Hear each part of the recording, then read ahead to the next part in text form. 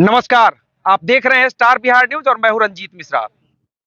शिवहर के पूर्व सांसद साहित्यकार आनंद मोहन जी शिवहर के लोकसभा क्षेत्र के रीगा विधानसभा अंतर्गत खरसान गांव में रमन प्रताप सिंह के दरवाजे पर पहुंचे हैं और यहां आप देख सकते हैं हजारों की संख्या में लोग पहुंचे हैं। तो सबसे पहले आनंद मोहन जी, आपका बहुत बहुत स्वागत। जी धन्यवाद। साहित्यकार रहे हैं सर, पत्रकार भी रहे हैं और आज राष्ट्रीय प्रेस दिवस है। क्या कहना चाहेंगे आप अपने जमाने के पत्रकारिता को लेकर और आज के पत्रकारिता को लेकर? सामने से देखिए, प्रेस जो दुनिया की सर्वोत्तम शासन पद्धति लोकतंत्र है, उसका चौथा स्तंभ है। ये हमारे अभिव्यक्ति के अधिकारों का प्रतीक है और प्रेस की स्वतंत्रता, निष्पक्षता ये बरकरार रहे। हिंदुस्तान में प्रेस की साख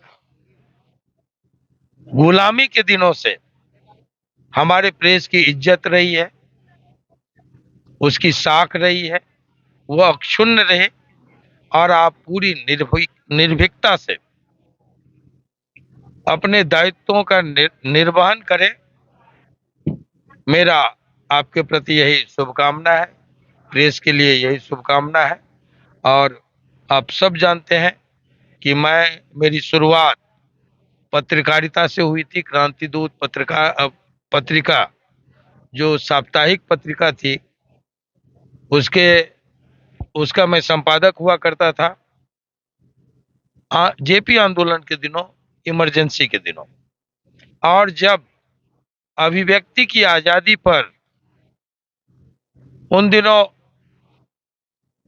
अंकुश लगे तो मैं सर्वप्रथम अभिव्यक्ति की आजादी के सवाल पर उसके खिलाफ लड़ते हुए जेल गया था, मीसा में बंद हुआ था।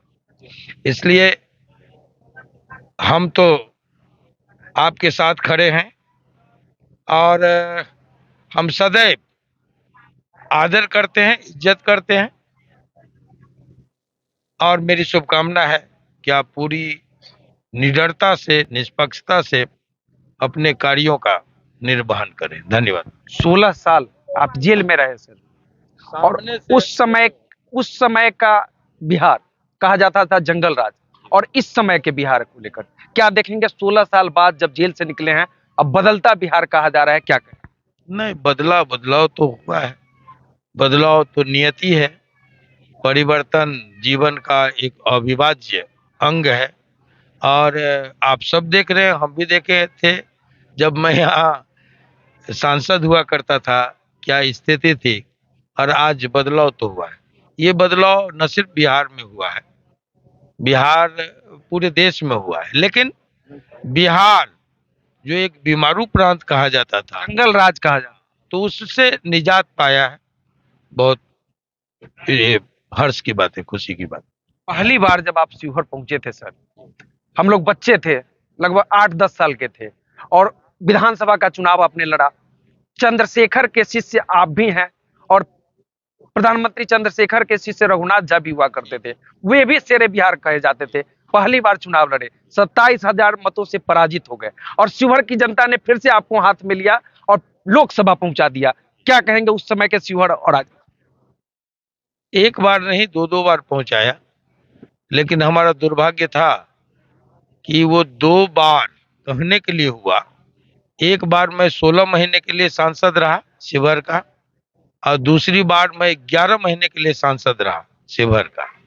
ये मेरा बहुत ही छोटा कार्यकाल रहा। अगर 2 बार और 10 साल का मौका होता तो मैं कुछ ऐसा कर गुजरता, ऐसा कुछ करता, ऐसे मील के पत्थर गाड़े होते कि लोग आज तक उसको याद करते। ये मेरा दुर्भाग्य रहा कि मेरा कार्यकाल छोटा रहा, लेकिन बदलाव हुआ है, हम इसका स्वागत करते हैं। मेजरगंज बथनाहा शिवहर लोकसभा क्षेत्र का अंग हुआ करता था, और आपका दिल जुड़ा था मेजरगंज और बथनाहा से, और आज शिवहर से अलग हो गया, बथनाहा सीतामढ़ी में, मेजरगंज सीतामढ़ी में चला गया। क्या कहेंगे, चिरैया ढाका को उधर से जोड़ लिया गया। जी, ये मैं इसको सही नहीं मानता, लेकिन तत्काल जो उस समय उन दिनों जो लोग थे, प्रतिनिधि थे, हमें लोग कहते थे बाहरी, तो बाहरी कहते थे तो उन पर भी आक्षेप लगता था कि आप भी कहीं ना कहीं बाहर से हैं, इस क्षेत्र के नहीं है।